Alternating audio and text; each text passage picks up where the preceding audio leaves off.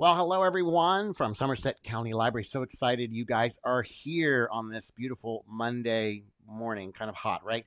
But this is a good time to be inside where hopefully you have some air conditioning. But most importantly, this is a kind of a fun time for us to learn some really cool things. I want to welcome all of you to my beginner magic workshop. This is a little bit different than what I normally do. You know, normally I come to like a library like yours, and I will perform a live show fool you hopefully with the tricks, make you laugh, and then I will leave, and that will be it. But this is a beginner magic workshop, which means that throughout this time that we are together today, you guys are going to learn some really cool magic tricks that you can perform with common things that you would have around the house, such as a piece of rope, such as a dollar bill, and a deck of cards. So if you have those things, that's fine. We'll leave this actually probably up on the YouTube channel, at least for the next 24 hours. So if you forget anything, you can kind of come back to it, hopefully, and you can kind of review if there's anything you feel like you missed out on or you forgot. Okay, so we're gonna have a lot of fun. Again, my name is Brian Richards. So excited you guys are here. And but before I can teach you any magic tricks, it's really important that we take the magician's oath. But in order for us to take the magician's oath, we have to go over the rules of magic. You have to agree to follow the rules of magic. Then by that point, you will have taken the magician's oath. And then I can actually teach you guys some magic tricks, because of course I cannot teach non-magicians. You must first become a magician by taking the magician's oath. So the first thing we're going to do is we're going to go over the rules of magic. There are 3 rules of magic. Then we will take the magician's oath. You guys can do it right there in your living room, your bedroom, or wherever you're watching this. And once we do that, then it'll be okay for me as a magician to teach you some magic tricks that you will be able to perform yourself. And these tricks are actually pretty easy to do. But like anything, it's going to be up to you and what you want to do when you perform these tricks and how you want to perform these tricks. So I think it's really important also to note that I'm not going to be the only one that's going to be teaching you some magic tricks. My daughters, Lily and Grace, they're actually in the close-up theater. I think they're there. Are you guys there? Yeah, we're here in the close-up stage. Awesome. So they're going to also help me teach you guys some magic tricks as well. And we'll also show you a few little video clips of performances. And then we'll kind of come back here and I'll teach you guys how to do a lot of these tricks as well. But first, let's go over the rules of magic and let's take the magician's oath. Here it is. Rule number 1 is never reveal a secret to non-magicians. Never reveal a secret to non-magicians. In other words, when you fool someone with a trick and they go, "That's amazing, how did you do it?" Don't tell them how you did it. It's a lot more fun to keep it a secret. Plus, as a magician, you're supposed to keep it a secret, okay? So if you fool someone and they go, "That was amazing, how did you do that?" There are some really funny ways you can actually answer them. For example, if they say, "That was amazing, how did you do that?" You can say, "With great skill." Or if they say, "Hey, how did you do that?" You can say, "Lots of practice." Or if they say, "Hey, how'd you do that?" You could say, "Can you keep a secret?" And when they say, "Yeah," say, "So can I." Or if they say, "Hey, how'd you do that?" You can say, "Magic, of course." But most importantly, you want to keep it a secret. Really important that you keep it a secret. Which brings us now to rule number 2. Rule number 2, never repeat a trick for the same audience. In other words, once you've performed the trick and you've amazed them and they go, "Hey, that was amazing, can you do it again?" Don't show them the trick again. And the reason why is because the first time you do a trick for someone, they don't know what you're going to do. Like, for example, if you take a coin and you put it in your hand, the audience doesn't know what's going to happen. They don't know if you're going to make the coin disappear or if you're going to make the coin float in the air or change into a dollar bill. But let's say you make the coin disappear. And then they say, "Can you do it again?" And you do it again. Guess what? They know the ending of the trick. They know the coin's going to disappear. And guess what? It's going to be harder for you, the magician, to fool them. So what you want to do is make sure that you don't repeat a trick, especially right away for the same audience. Super important. Which brings us now, of course, to rule number 3, and that is practice, practice, practice. To get good at anything, you need to practice. And the same is certainly true with magic. You have to practice. So incredibly important that you practice. And so I am getting a little notice here. Are some of you are saying you can't hear me? If you guys can hear me, can you just say yes? If you can, those of you who can hear me, just say yes. I just want to make sure you guys are hearing me because some of you are saying yes, and some of you are saying some of you have said I'm not audible. So, okay. All right. So Sarah, are you hello? Okay. Are you guys able to hear me okay? Because my level is as high as it goes. I have no sound. Okay. So Sarah, you are hearing me? Okay. Santa says yes. Eva says yes. Barbara says yes. Okay. All right. So looks like most of you are saying yes. So it sounds to me like maybe those of you who are not saying yes, it might be on your end. I'm glad most of you are saying yes. Okay, good. Glad to hear that. All right. So I'm sorry if you're having issues. I'm not sure what the issue may be. Maybe there's a volume issue on your computer. I'm so sorry. But yes, yes, yes, yes, yes. I'm seeing lots of yeses. That's great. Okay.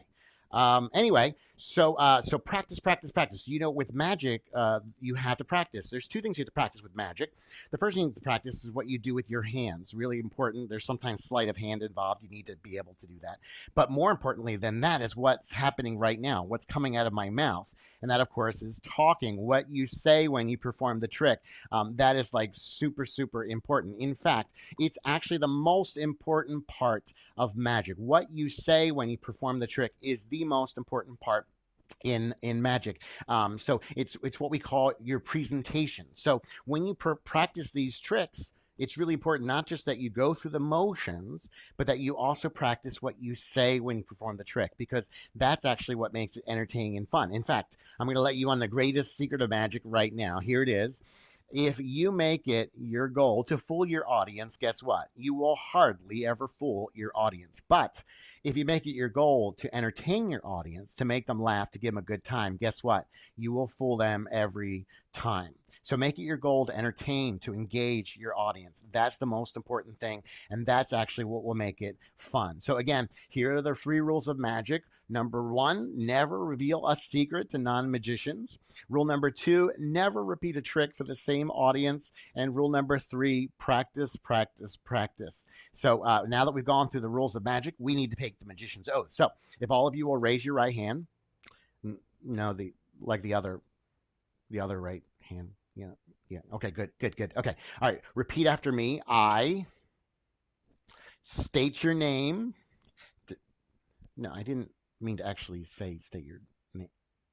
Never mind. Anyway, promise to never reveal a secret to non-magicians, to never repeat a trick for the same audience, to always practice, and to not pick my nose during this workshop.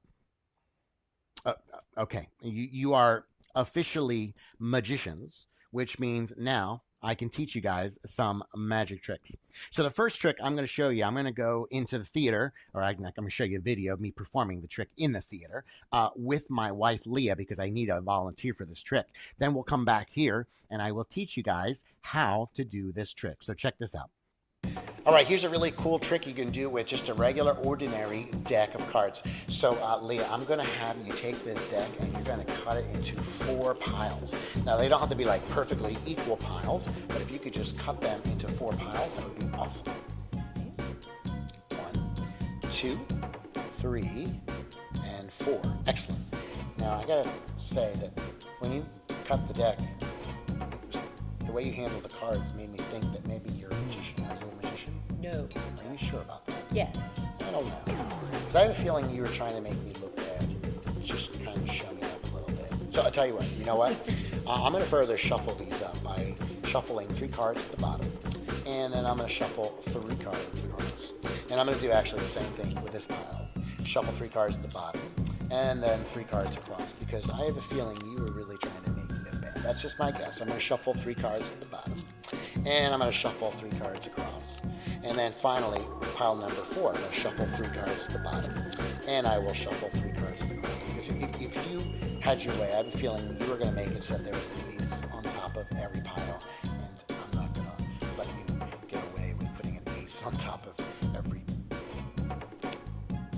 Okay, you're not going to put an ace on the top.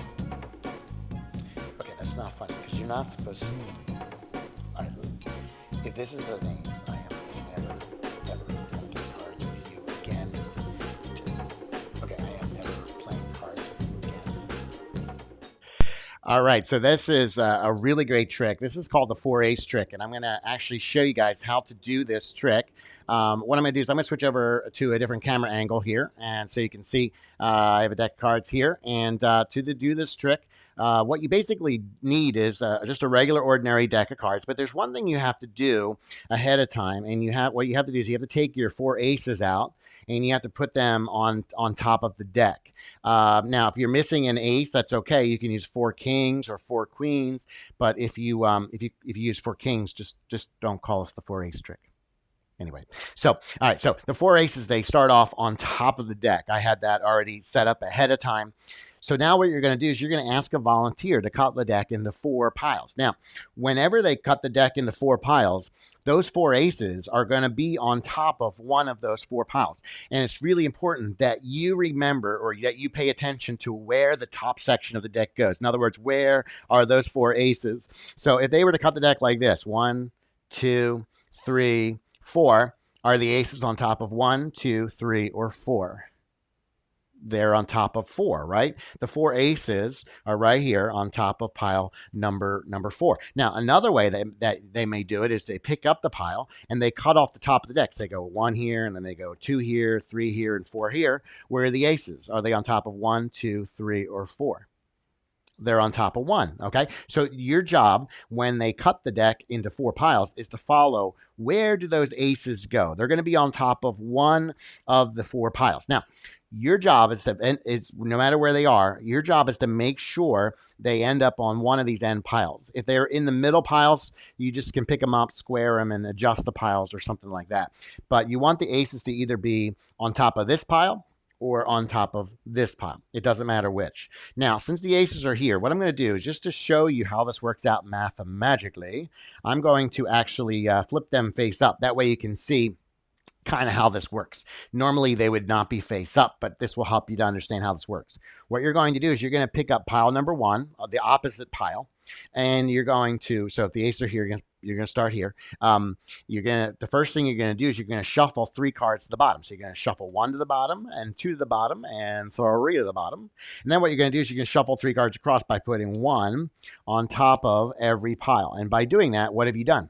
You put 1 card on top of those 4 aces. Then you go to pile number 2. You do exactly the same thing. You're going to shuffle 3 cards to the bottom.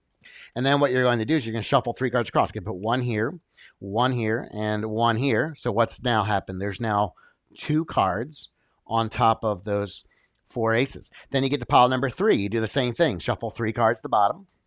And you shuffle 3 cards across, putting 1 here, 1 here, and 1 here. So how many cards are now on top of those 4 aces? 3 cards. So now when you get to pile number 4 and you shuffle 3 cards to the bottom, right, you're getting rid of those 3 cards you just put on top of those 4 aces. So 1 to the bottom, 2 to the bottom, and 3 to the bottom. That gets rid of the extra cards you just put there. And then when you put 1 card here and 1 card here and 1 card here, what have you done? You've actually made it so that now there's an ace on top of every pile. So now all you have to do is turn over the top card of every pile to reveal your 4 aces. And that is a really great trick, again, called the 4 ace trick. Super fun and super easy to do. And it all works out mathematically, which is really great. So now I'm going to send you over to my daughter, Lily, who's going to teach you guys a really cool trick with a coin and a glass. So here I have a coin, a glass, and a handkerchief, and I'm going to be showing you a trick to do with them. So we're going to take this handkerchief, put it over the glass, move the glass over, and the coin disappears. Now we're going to put the handkerchief back on, move the glass, and the coin reappears.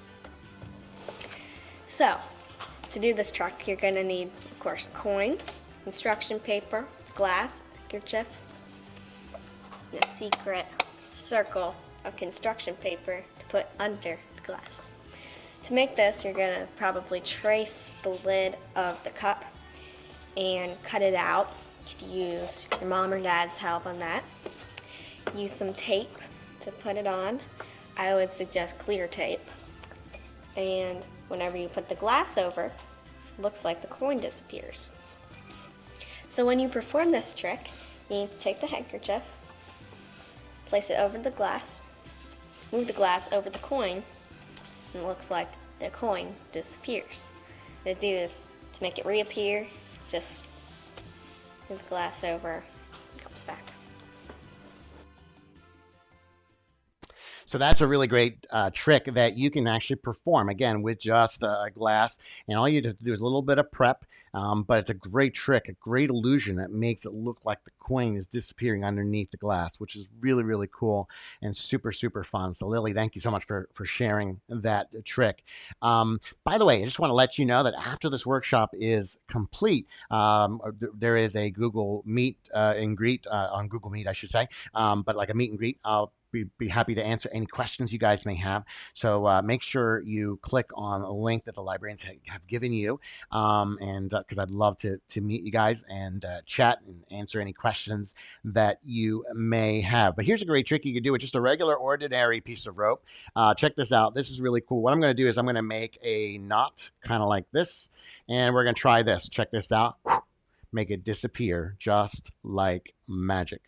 All right, so here's a great trick that you can do. This one is super easy, and all you need is just a regular, ordinary piece of rope.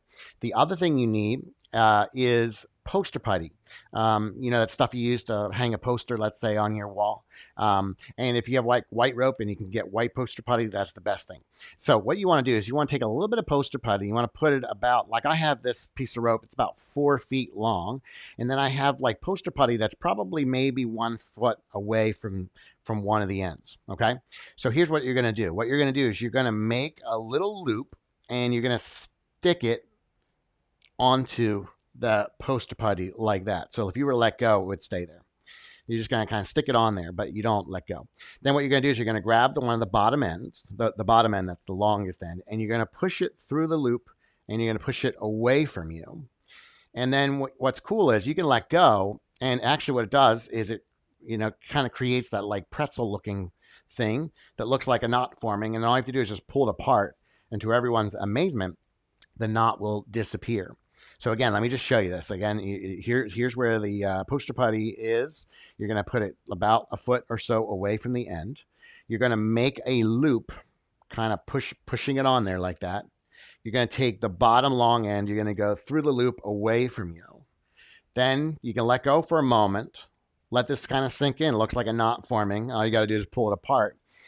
And to everyone's amazement, it will appear as though the knot disappeared just like magic. And that is a really great trick that you can do with just an ordinary piece of rope and a little bit of poster putty. That's your secret magic part. So anyway, great little trick. Now I'm going to show you another quick video of me performing another trick with 2 pieces of yarn. And I'm going to also explain it in the video only because I need a volunteer. And so my wife is going to help me teach you guys this trick. So check this out. Okay, here's a trick you can actually perform with 2 pieces of yarn. I am here with my lovely wife, Leah. And she's going to help me with this trick. I have 2 pieces. If you could grab onto this one, Leah, that would be great. And I'm going to grab onto this one, but watch, with a little bit of magic, we're going to make the 2 become 1, just like that. Now, I'm going to show you how this trick is done. This is a trick you can do with just a regular, ordinary piece of yarn. You want what's called 4-ply yarn. That means there's actually 4 smaller pieces of string that kind of go around each other, making it out to be 1 piece of string. So here's what you do. Grab a piece of yarn, you cut it about so long, and you basically kind of fold it in half. And right about here in the middle, what you're going to do is you're going to split the yarn, and since it's 4 strands, you want to split it so that there's 2 and 2. As you split it right in the middle, kind of like so, just like that. And then what you want to do is let go. It's going to create a fake end. Let go of the other end, it'll create a fake end. And so you'll have these like 2 fake ends kind of sitting up here, and then you're going to have your 2 real ends kind of like right down here. But in your performance, you don't ever want to refer to these as your fake ends. Oh, yeah, good idea. Yeah, don't ever. Nor should you refer to these as your real ends, actually. Yeah. Generally a bad idea. So anyway, so this is what you do. When you're ready to perform the trick, you come out holding it like this. If you hold it right where it's split, it will really appear as though it is 2 pieces of string. Of course, all along, it's always been 1 piece of string. Now, what you're going to do is you're going to hand one of these real ends to someone, your helper, and then you're going to grab onto the other end. And then what you're going to do, you don't want to let go, but what you're going to do is you're going to work your hand around these fake ends, and you're going to kind of cover them with your hand. Now I'm going to show you what happens underneath my hand. This is what happens. I'm going to take my hand away, but there's the fake ends, but check this out, watch. And normally my hand's covering this, but as I lean in, what I do is I pull back, and what ends up happening is those fake ends, they end up straightening out underneath my hand. Then I can take my hand away and show that the 2 have magically become 1. And that is the 2-to-1 yarn.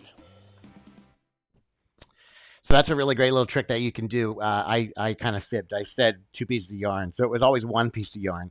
But you prepared, of course, to make it look like 2 pieces of yarn, and it really is a great trick to make 2 pieces, to make it look like you make 2 pieces of yarn magically become one. So definitely give that a try. But what you want is what's called 4-ply yarn. That's basically the yarn has like 4 strands that go around each other. Now there is such a thing as 3-ply yarn. I would not get 3-ply yarn. Most likely, if you've yarn laying around the house, you have what's called 4-ply yarn, and that's again, so you can get the 2 strands and 2 strands, and you can split it a little bit in the middle to create those fake ends, and that's a great little trick that you can do. So I'm going to show you another trick that you can do with just actually a dollar bill, and this is a great little trick. What I'm going to do is I'm just going to kind of fold the bill, kind of like so. And we'll give this a try. Let's see. I'm going to see if I can put this right like so. And we're going to see if we can get the bill to levitate just like magic. Now, what's really cool is when this trick is done, you can actually hand it out and allow them to try to do it. They can make sure there's nothing sticky on your thumbs and all that kind of stuff. That's not how it's done. It's a great little trick, and I'll show you how to do this trick. This is a trick you can do, again, with just a regular bill, but there's one other secret thing that you need, and it's this, a coin. Any kind of coin will do, a quarter. This is like a foreign coin, but any kind of coin will do. And what I'm going to do is I'm going to switch again my camera angle just for a moment, just so you can see this. The first thing you want to do is you want what's basically a pretty crisp bill. You don't want like an old bill that's like flimsy. You want something that's pretty sturdy, right? The second thing you want to do is you have to do a little prep. You don't have to, but I do. You put a coin. Let me just show that there. Okay, you put a coin on the bill, and then what you're going to do is just kind of fold the bill around the coin, kind of like that. I just like to do that ahead of time because it makes this a little bit easier in my mind. Okay, so now what happens is you start off with the coin secretly hidden in what's called a finger palm position. This right here is a finger palm position. It's hidden in your hand. You then have the ability, you can kind of show the bill on both sides, and that's what you do when you perform this trick. You come out holding it like this, if you do this right, you don't want this hand to be the one that turns over the bill, because if you do that, it's like, oh, there's a coin there. So I use the other hand just to kind of flip it around. So this is like this the entire time, just like that. So now here's what's going to happen. This is a little bit a part that you're going to have to practice, but this is important. You want to get this coin behind the bill. So you want the folded part to be towards you, the performer, towards you, the magician. And this is what you're going to do. You're going to slide with your thumb. You're going to slide the coin behind the bill. And you can even hold it like this, but the coin is hidden behind the bill. Then what you're going to do is you're going to fold the bill around that coin, which is why I did it ahead of time. It makes it easier to fold the coin around the bill. So the coin is right here.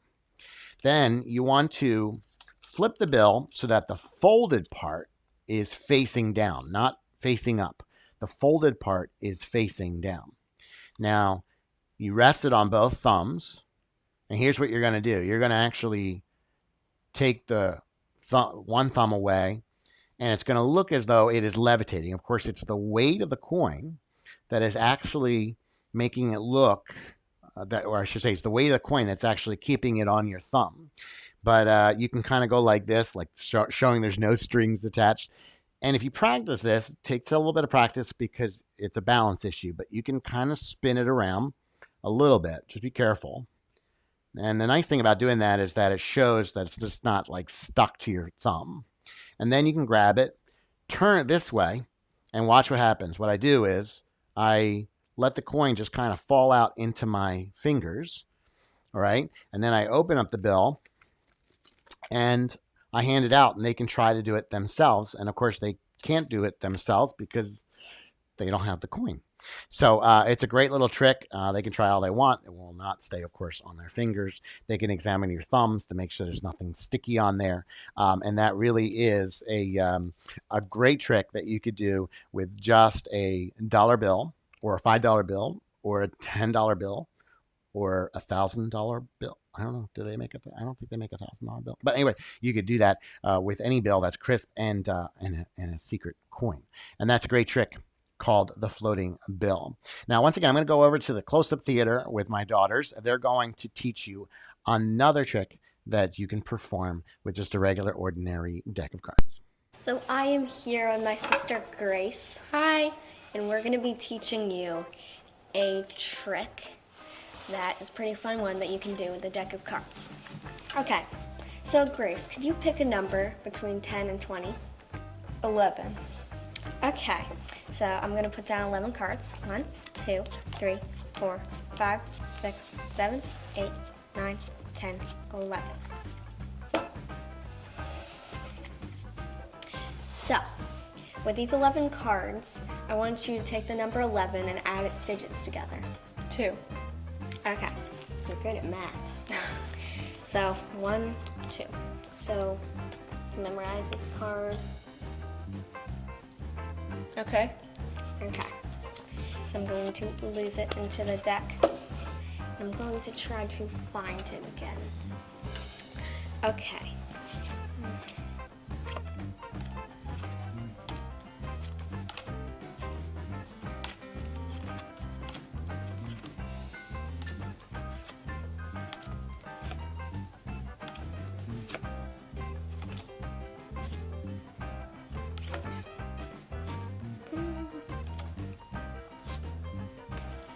I'm gonna bet that the next card I turn over will be your card. I don't think so. That was it. How'd you do that? With great skill. So basically, to do this trick, what you're gonna do is you're gonna need to memorize the 10th card from the top of the deck. You'll start off asking them, pick a number between 10 and 20.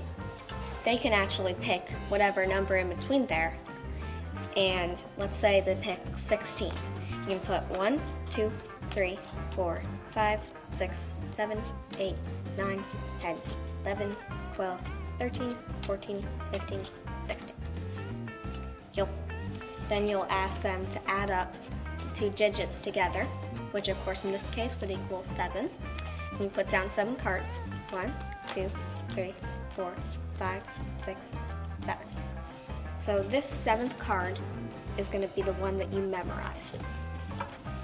You're going to show it to them, they'll memorize it, then you'll lose it in the deck. You can even shuffle it. You want it to be near the top so that it won't take a long time. But you'll flip over cards, acting as if you're thinking about it. You'll look at them, play around, and eventually when you get to their card, you're going to just keep on going, like 3 cards more. Then you're going to say, I bet the next card I flip over will be your card. And of course that's funny because they think that it's going to be this card because you already flipped over their card. And then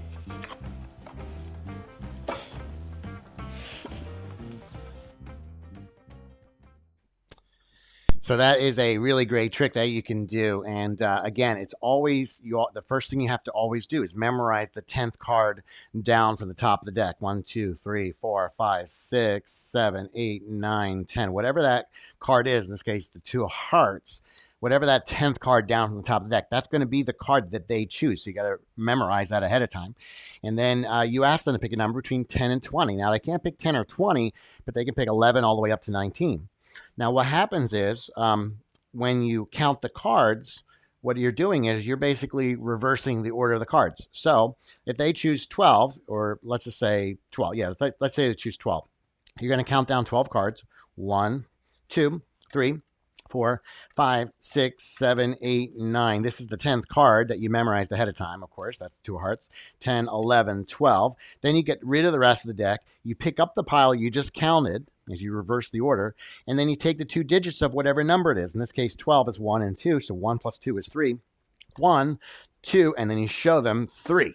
And of course, that's going to be the force card, the card that you memorized ahead of time. And then all you have to do is just kind of you can kind of go past their card. This is just a fun way of doing this. You can kind of go past their card, just go a couple more, and then act like you. This is where acting is really key. But you act like you're going to turn over the next card. You say, "I bet you the next card I turn over is your card." Of course, they'll be like, "Yes," and then you just turn over their card, and that really is a great trick and a lot of fun to do the next time you're at a gathering or party, which I hope happens soon. But anyway, so I have one last trick I'm going to show you, and it's also a card trick, but again, you have to see the performance of it because I need a volunteer. And then we'll come back here and I will teach you how to do this trick. Check it out. Okay, here is a really cool trick that you can do with just an ordinary deck of cards, okay? So, Leah, I'm going to have you take a card. You have a free choice, any card you want. This one. Yeah, no, not that one. I'm just kidding. No, you can take that one. Okay, now I'm going to look away, and I want you to show the card to the camera and memorize it yourself. Just don't let me see it. Okay. All right. Did you do that? I did. All right, I'm going to turn back. I'm going to take the card from you. One last look for you. Got it. And one last look for the camera. There you go. We're going to place it right into the center of the deck, kind of like that. Now, what I'm going to do is I'm going to put this deck behind my back, and I'm going to find your card. In fact, I've already found your card. That was quick. It was very fast. I'm very fast. And in fact, not only did I find your card, but I took it out and I put it upside down in the deck. I'll show you. Check it out. We spread through the deck.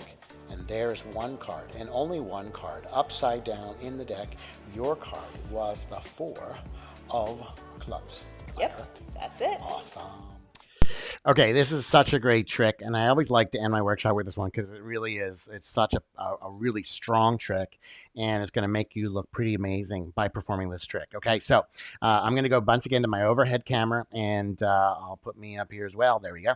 And this is there's one little setup that you have to do this trick called the upside down card trick.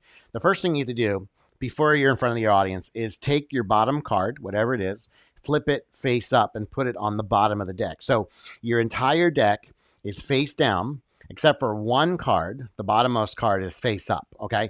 That's the only thing you have to do ahead of time to set this up, okay?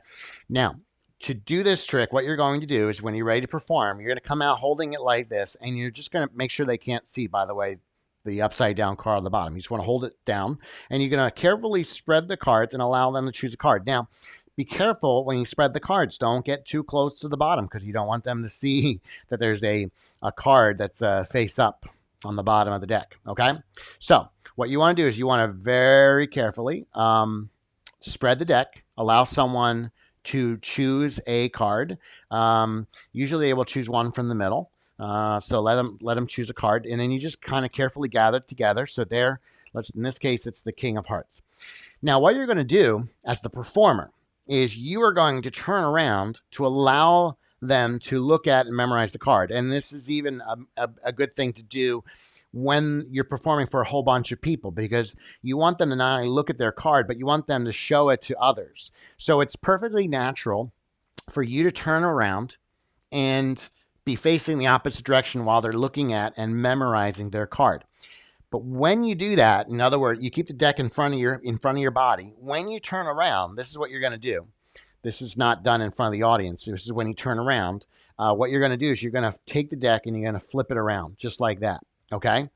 So now instead of all the cards being face down except for one, now all the cards are face up except for the one card that you had already upside down on the bottom of the deck. Okay? So this is done when you're facing away. Then you come back.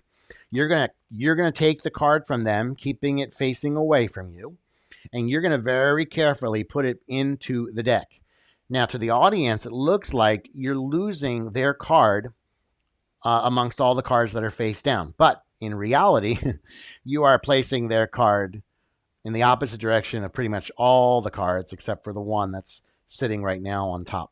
Okay, so you're gonna push that in, and it's gonna look like you lost their card in the deck. And then here's what you're going to do. You're going to take the deck and you're going to keep it facing the same way, but you're going to put it behind your back, okay? It's going to go behind your back. And when it's behind your back, this is what you're going to do behind your back. This is not done here. This is normally done behind my back, but this is what you're going to do. You're going to take the top card and you're going to flip it over, and then you're going to take the entire deck and you're going to flip it over. That's it. That's done behind your back. Then you come out with it, and it looks like you did nothing, but you say, I found your card. In fact, not only did I find your card, but I actually turned it upside down in the deck. Of course, they'll be like, yeah, right, I don't believe you. And then all you have to do is spread the deck. You can do it in your hand, or you can do it on the table. And to everyone's amazement, their card will be the only one that is upside down in the deck. And that is a really great trick. And that will, I'm telling you right now, that will freak a lot of people out. So I want to encourage you to give that a try. So let's just review the tricks you guys learned. You learned, of course, the 4 ace trick, cutting the deck into 4 piles, 3 cards at the bottom, 3 cards across. You learned the 4 ace trick. You, of course, also learned the coin in glass trick with the handkerchief. You also learned the vanishing knot. And then you also learned, of course, the 2-to-1 yarn trick that you could do with just a regular, ordinary piece of 4-ply yarn. Great trick. You also learned, of course, the floating dollar bill, which is a great trick with the bill and, of course, the coin, the secret coin. And, of course, you learned the counting to the card trick, where it's the 10th card down from the top that you memorize and you pass by. Pick a number between 10 and 20, and then you count out that many cards. You're reversing the order, and then you take the 2 digits, add them together. Always brings you back to the 10th card. That's your force card, and that's super fun and a great way, a great way that you can force someone to choose a card. They think it's a free choice, but in reality, what you've done is you know exactly ahead of time what card they were going to choose. That's what we call a force card. And then finally, last but not least, you learned the upside down card trick, the one I just showed you just a moment ago. Great trick. Someone chooses a card, and they think it's being lost into the middle of the deck. Put it behind your back for a second, come back out with it, and boom, it's the only card that's now upside down the deck. And that is a real fuller. So a lot of fun and super, super, super easy actually to do. Now, here's the last thing I want you to know. And again, don't forget, there's going to be a meet and greet on Google Meet. So make sure you click on the link that they sent you, but I'll be meeting with you guys there as well. But the one thing I want you to know more than anything else, it is this: presentation is everything. Like what you say when you perform the trick, what you add to the trick, that's what makes it entertaining and fun. If you make it your goal to just fool your audience, guess what? You'll hardly ever fool your audience. In fact, I saw a few comments like from someone that's like, I know this one. Well, it's not about knowing the trick. It is about your presentation. It's about entertaining people. So even if you know the trick, what is it you're going to do? What is it you're going to add to the trick that's going to make it entertaining and fun? This is what separates usually a professional magician like myself from, let's say, an amateur magician. A lot of times amateur magicians, they just focus on the trick. It's about the trick and fooling people with the trick. No, it's about entertaining your audience.